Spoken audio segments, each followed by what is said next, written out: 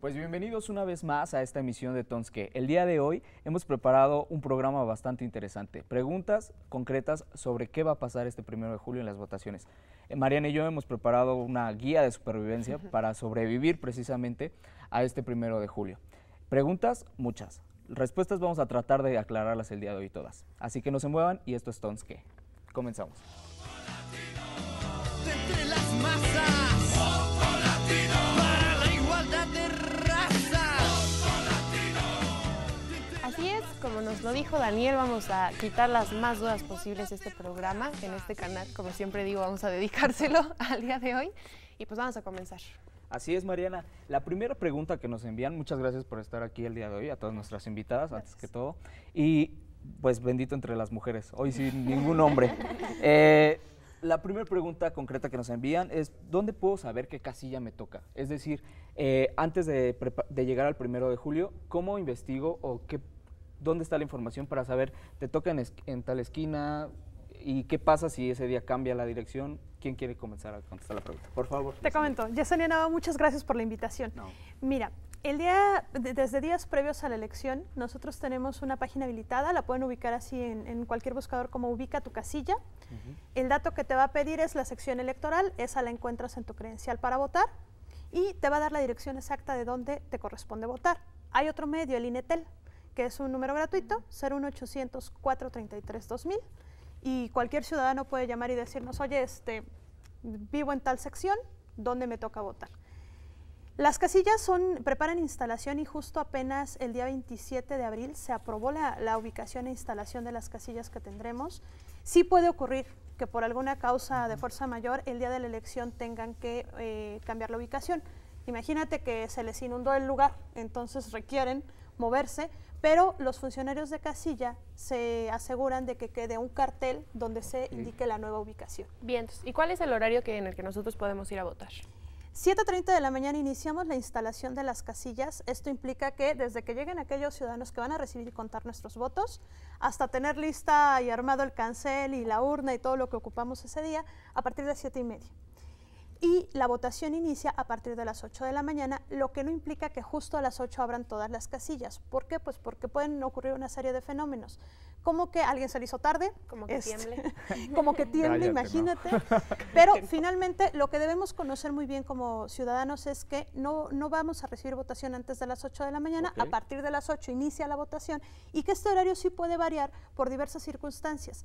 Eso es muy importante porque de repente empezamos a presionar a los funcionarios y queremos que a las 8 en punto inicien, cuando no sabemos que implica una serie de actividades previas para poder abrir la casilla. Entonces, para mí sí, o para nosotros es súper importante que todos sepamos que a partir de las 8 pueden empezarse a abrir las casillas a la votación. Sin embargo, pues sí podemos, o los funcionarios pueden tardarse un poquito más por todo lo que implica la logística. ¿Y hasta qué hora es posible votar? Porque también tenemos un horario de terminar, ¿no? La ley nos marca muy preciso que recibimos votación hasta las 6 de la tarde, siempre y cuando hayan votado todos los electores que estaban formados a esa hora. Es decir, si a las 6 en punto tengo una fila de 3, yo tengo que permitirles que esos 3 voten y entonces cerramos casillas. Perfecto. ¿Y se le puede negar el derecho al voto si voy después de las 6? Por supuesto, porque se cerró la votación.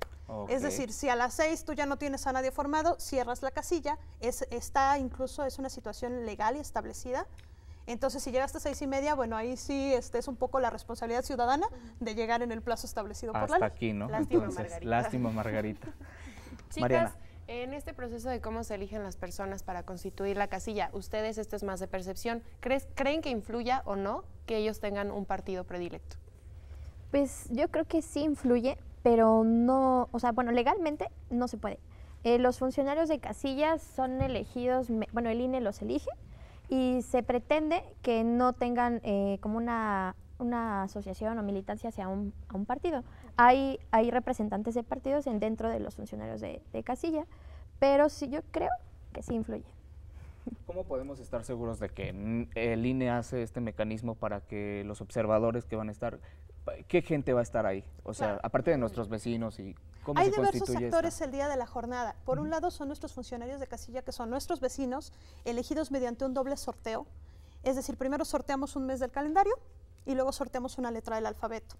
Son un doble sorteo aleatorio tal cual, y esto nos garantiza que tengamos imparcialidad en la casilla, es decir, son vecinos que van a contar nuestros votos, que cumplen con requisitos legales. Eso es algo que nosotros como instituto tenemos que asegurarnos de que nos cumplan requisitos legales para poder ser funcionarios de casilla. Esos son unos actores. Tenemos por otro lado a los representantes de partido político. ¿Ellos qué hacen? Pues por supuesto cuidar el trabajo de los funcionarios para que se haga conforme debe hacerse respetando la ley. Entonces, ¿cómo podemos estar seguros? Primero, un doble sorteo de ciudadanos elegidos al azar y con diversidad incluso de opiniones, porque cada persona tiene su opinión totalmente. Pero además tenemos ahí representaciones de todos los partidos políticos que, bueno, evidentemente no van a hacer otra cosa que cuidar los intereses de su partido, y eso nos garantiza tener una elección, una casilla muy vigilada, donde todo se lleve conforme a la normatividad electoral. Sofi, ¿cuál es tu experiencia? También se encuentran los observadores electorales, que son ciudadanos que quieren vigilar que se cuiden esas elecciones. Entonces, al igual que los representantes de los partidos, también están los observadores electorales. Y el papel de los observadores electorales es muy importante porque son ciudadanos que dicen, yo quiero participar, pero no me eligieron como funcionario, entonces van, se inscriben como observadores y pueden estar en todo el proceso electoral con, bueno, su certificación, y es está súper padre, la verdad, porque es participar activamente. Activa de la ciudadanía interesada. Si realmente te interesa que haya democracia, entonces ese es un mecanismo que tú puedes ejercer. Ok. Siguiente pregunta, algo tenebroso. ¿Qué pasa si alguien intenta comprar mi voto o si yo veo que están intentando comprar el voto de alguien más? ¿Qué sucede? ¿Cuál es el mecanismo que estaríamos de denuncia? posiblemente ante un delito electoral. Existe una fiscalía especializada que atiende los delitos electorales. Y bueno, pues yo ciudadano puedo hacer la denuncia de lo que estoy observando. Además, ya FEPADE, la fiscalía especializada, trae una aplicación móvil, FEPADE móvil, en App Store, en Google Play. Pueden denunciarlo a través de esa aplicación o bien al número telefónico de la FEPADE. Y bueno, en la página, ustedes entran a la página, van a encontrar luego el número para denuncias, y por supuesto que puede hacerse la denuncia de ese tipo de situaciones que puedan constituir delitos electorales. En casilla no hay nadie que te pueda auxiliar. Sí, de la FEPADE, específicamente, por supuesto, no es una figura que esté ahí. Su función es perseguir los delitos electorales, pero sí podemos denunciarlos. Okay. El día de la elección, bueno, a veces la FEPADE puede lanzar como MPs que van a estar en determinados puntos en donde se pueden dar esos casos de compra de voto. Cualquier persona, ciudadano o observador electoral, pueden decirle al policía o MP que se encuentre que está observando eso, ¿no? A mí me pasó observador, eso. ¿no? Exactamente, y el MP y el policía tienen que atender esa denuncia y tienen que seguir todo el procedimiento. De hecho, también en Diálogos por la Democracia tenemos un mecanismo de denuncias para todas las irregularidades electorales. Está en la página de Diálogos por la Democracia y también en Facebook y Twitter. Perfecto. Mariana, siguiente pregunta.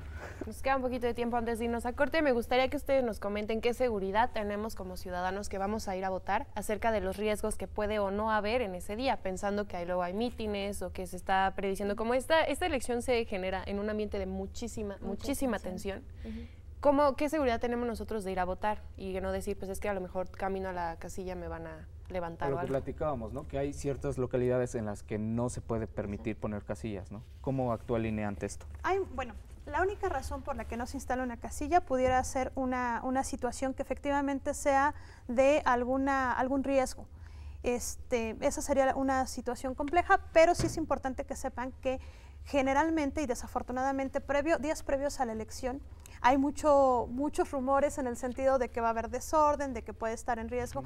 Generalmente se tratan de rumores un poco por la misma contienda política, Claro. pero sí el presidente de casilla, que es la máxima autoridad, que es un ciudadano que resultó doblemente sorteado y que le tocó ser la máxima autoridad ese día, tiene la facultad de solicitar el auxilio de la fuerza pública y en determinado momento suspender la votación de manera momentánea si estuviera en riesgo la integridad de los votantes, de los mismos funcionarios. Es decir, sí hay esa facultad, se asienta en una hoja de incidentes donde se establece por qué se suspende la votación de manera momentánea según la situación en que se esté dando y se puede retomar la recepción de votación posteriormente. ¿Los observadores electorales están preparados para este tipo de casos? Pues preparados prácticamente no. El curso de línea es más teórico, pero se trata de que los observadores electorales sean como personas que no se metan violentamente, o sea, de hecho es observar, tú no Nada más. puedes decirle algo o algo así, todo lo tienes que... No te dan una macana.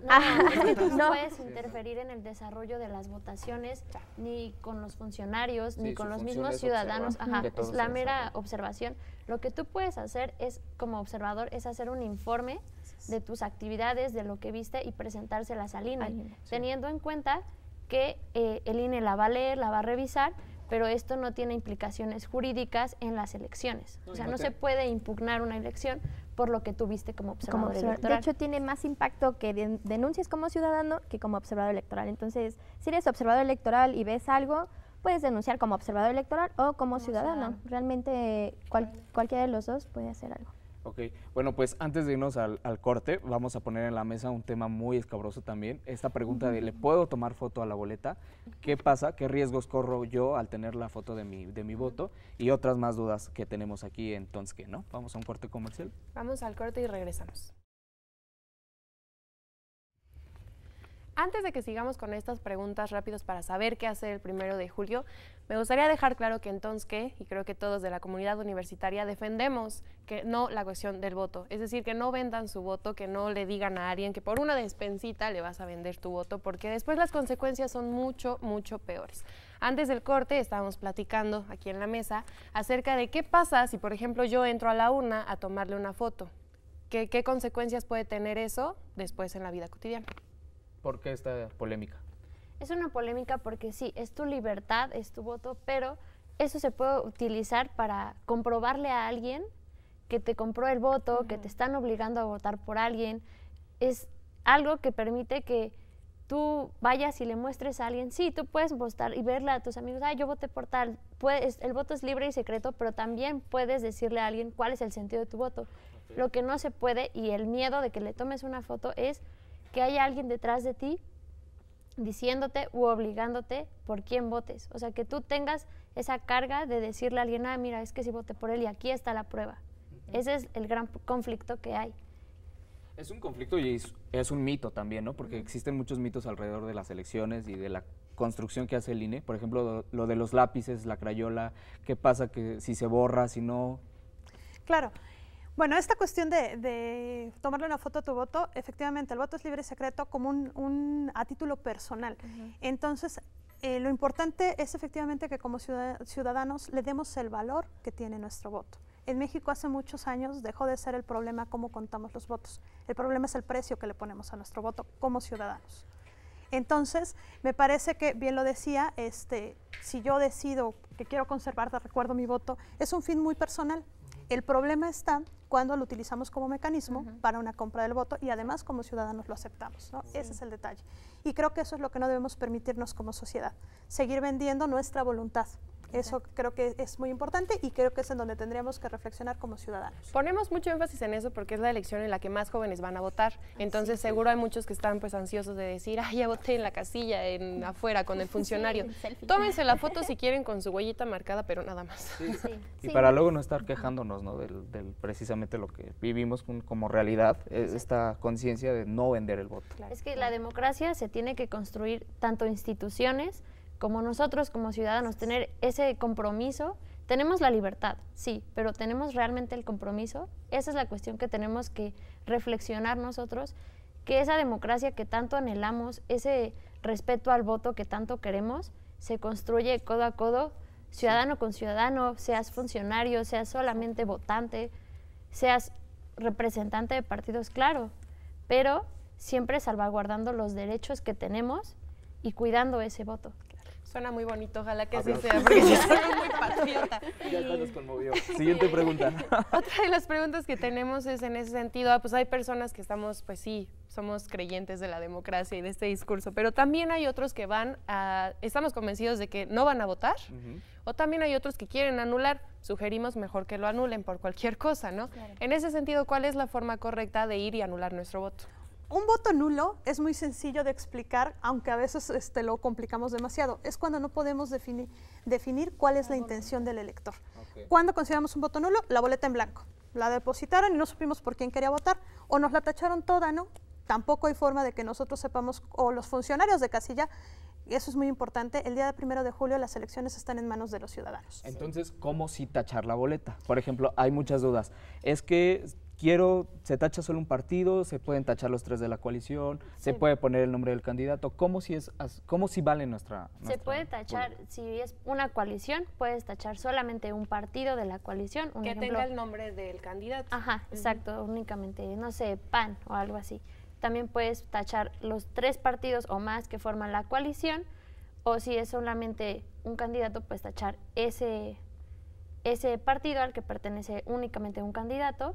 Pero también muchas veces un voto nulo es nulo porque tacharon 2 partidos que no conforman una coalición. Ok. Entonces, Y ahí yo regresaría a la parte de que efectivamente si tachamos 2 partidos que no forman coalición, pues no podemos definir cuál es la voluntad del elector, no sabemos por cuál de los 2 quería votar. O sea, sí vale si, por ejemplo, no estoy diciendo nada, pero voy a votar por el PG, ¿no? Tacho PT y tacho Morena. O sea, ¿vale si tacho los 2 o solo es uno? no, sí vale si tachas los 2. ¿Y si Porque pongo son AMLO? coalición. Claro. ¿Y si pongo AMLO y escribo? toda la boleta. En sentido estricto tendría que valer ese voto porque la ley dice la voluntad del elector tiene que ser entendible, o sea, y ahí se nota que él quiere votar por AMLO. Lo estás traduciendo. Ajá, ahí Sí. está, pero Rayas. Mariana Toda- se le nota en todo. pero eso es cierto. Pero sería como muy subjetivo, entonces ahí depende de los funcionarios de casilla y ya en el conteo en el distrito, en el que ellos lo hagan como lo marca la ley, pues él determinó que quiere votar por AMLO, entonces estrictamente hablando tendría que ser válido, pero habría que crear esa conciencia de que mejor se haga un voto más. Entonces, bueno, ya, si yo voto por Anaya, para que no me estén adjudicando nada. Si voy a votar, llego, ¿y cuál es la manera más pues, segura de votar? Me regreso un poquito, para mí es muy importante que quede muy claro qué está establecido en la legislación.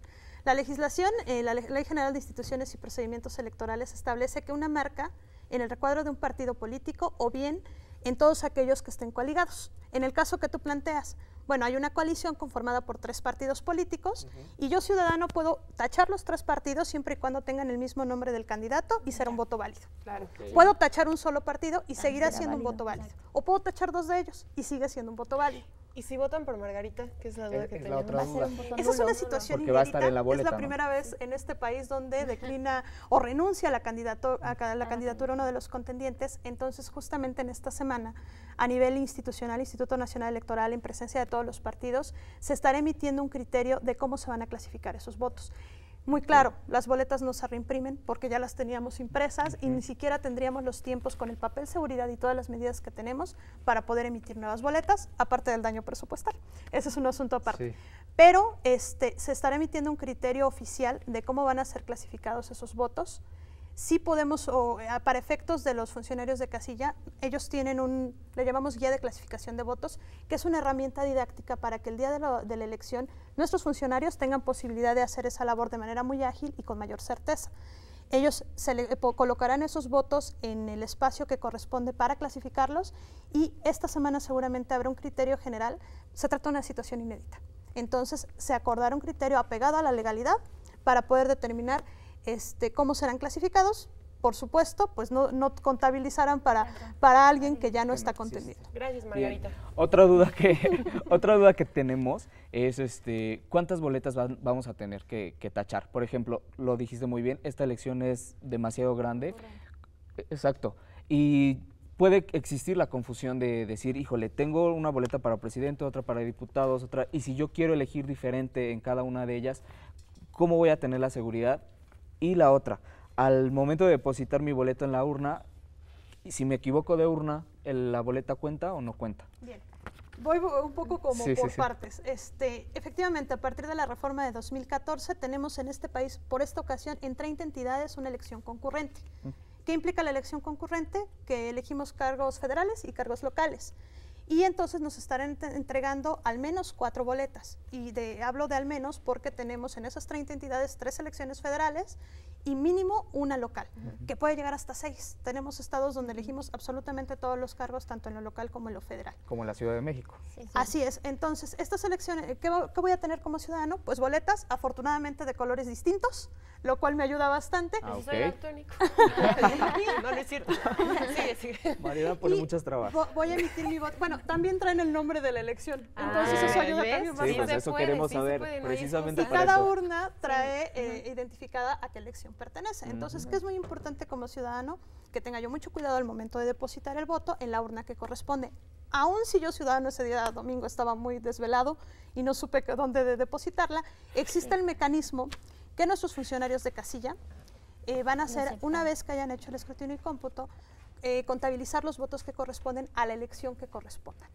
Entonces no nos preocupemos, existe el mecanismo que nos garantiza que ese voto va a ser contabilizado en la elección que corresponde. Qué bueno que dijiste desvelado y no tomado, porque Ah, va a haber ley No, seca. desvelado por estudiar mucho, no lo sé. Es que somos jóvenes, Sí, estudiamos. sí, sí. estudiamos mucho, somos María. universitarios. Ahora, otra pregunta, creo que es la última de mi lista. Sí. Una vez que pasa lo de la casilla, pues ya fuimos, votamos, no nos equivocamos o nos ayudaron. ¿Qué pasa? ¿Cuál es el proceso de estar en la casilla electoral a después a dónde van las boletas? Bueno, pues se supone, bueno, cierra la casilla en un lugar X a las 6 de la tarde, empieza el cómputo en la casilla, aproximadamente a las 11, 1 de la mañana, o sea, de 11 a 1, terminan de contar. Todos esos votos, los votos de esa casilla los mandan a la Junta Distrital y todas las casillas de ese distrito llegan a sus determinados puntos y se hace un conteo. Para la noche de ese día ya tienen un conteo previo, pero bueno, debería de quedar claro que no debemos de confiar en esos resultados, son como preliminares, ¿no? Como las tendencias. Y de ahí al siguiente miércoles después de la elección llega a todas las casillas de todo el país, llegan a que se cuenten todos los votos. Sin mencionar que una vez que los funcionarios ya contaron los votos, ya hicieron los paquetes que se van a llevar al INE, cuando clausuran la casilla, pegan afuera de la casilla cuáles fueron los resultados. Entonces, si tú quieres saber cómo salió tu casilla, puedes pasar al día siguiente y ahí va a estar pegada la hoja de los resultados de tu casilla. Que eso no indica los resultados finales, No, porque claro mucha que no. gente va y ve y dice que ganó tal, ¿no? Pero Ajá. eso ganó aquí en tu En casilla. esa puede ser, casilla ajá. y es una tendencia. Pero en la sección, o sea, no significa que fuera de ella también vaya a ser igual. O sea, no se debe de confundir porque claramente las ideologías o las tendencias hacia un partido o un candidato varían dependiendo muchas veces de dónde se ubica la sección. Ok. ¿Estás de acuerdo? Haría una precisión ahí, Estoy de acuerdo. efectivamente. Bueno, efectivamente, una vez cerrada y clausurada la casilla, estos paquetes son enviados a los 300 consejos distritales del país. Es muy importante que como ciudadanos sepamos que en esos consejos no solo está el INE, sino tenemos también consejeros, ciudadanía representada en esos consejos y además representantes de partidos políticos para hacer una primera revisión de las actas por fuera del paquete. Esa noche los paquetes no se abren. Por ley, hasta el miércoles siguiente, el día de la elección, iniciamos ya el cómputo oficial en cada uno de los 300 distritos. El voto por voto. En algunos casos, cuando existen causales de recuento, efectivamente se llegan a recontar los paquetes completos para dar certeza. Y es ahí donde se dirimen estas situaciones de si hay dudas sobre un voto en el pleno, ante presencia de todos y bajo la jurisprudencia establecida por el tribunal para determinar la validez o nulidad de esos casos muy específicos, que en realidad tendríamos que analizar caso por caso. Difícilmente podemos hablar de una regla general porque nos encontramos de todo y una serie de situaciones en las boletas. ¿Cómo que a ver? Y el miércoles entonces Superman. empezamos, es muy importante también que a veces es algo que no conocemos como ciudadanos, que es continuo y sin parar. Es decir, el miércoles a las 8 de la mañana iniciamos sesión de cómputo y hasta concluir el escrutinio y cómputo de todas las elecciones. Y bueno, pues es un trabajo incansable, la verdad es que es muy pesado, pero que nos permite dar certeza de los resultados, ahora sí, de la votación por cada distrito y por supuesto, pues posteriormente los resultados a nivel nacional. Y Chicas, es importante, perdón, que bueno, los observadores electorales pueden participar en todo ese proceso, o sea, en los cómputos distritales, en los consejos. Entonces el observador electoral puede estar ahí, entonces sí es importante que se inscriban como observadores electorales y que participen, porque son ese tipo de personas o los ciudadanos que pueden estar ahí en vivo y en directo viendo cómo se cuentan ante el consejo y todo. Ok. La última pregunta. ¿Qué pasa si yo estoy en el aeropuerto, en una estación de autobuses, voy de salida y no puedo votar en mi casilla, ¿no? Regresando a la primera pregunta que hicimos de dónde ubicar nuestra casilla, ¿qué sucede con ese voto? Si Inicio- eres- ay, perdón. ay, Serías un elector en tránsito. Ajá. Es decir, alguien que ese día no se No, encuentra en la en su sección donde sección. le corresponde votar y puedes ir a una casilla especial a emitir tu voto. Ok, ¿y no existe la posibilidad de votar en una casilla especial y votar en mi casilla? No. en este no. país tenemos muchos mecanismos. A ver.